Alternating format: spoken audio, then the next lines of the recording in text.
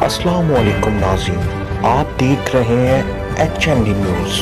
फैसलाबाद में थाना सदर के इलाका चक 20 TR में चाली पीर ने 14 साल बच्ची को मुबैना तौर पर ज्यादती का निशाना बना डाला।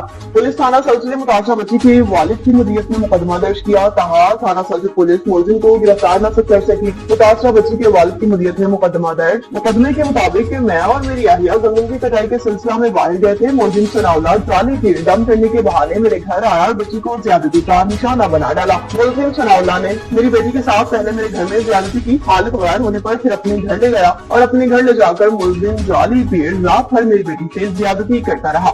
मुतासरा बच्ची ने आला हुकाम से मुलजिम की फौरी गिरफ्तारी और इंसाफ की अपील की। मुतासरा बच्ची का कहना है कि पुलिस की जानिब से मेडिकल ऑफिसर को मेडिकल के लिए दरख्वास्त दी गई थी। इसका रिजल्ट भी पुलिस के पास आ गया, मगर पुलिस ने मुलजिम को तहाल गिरफ्तार नहीं किया।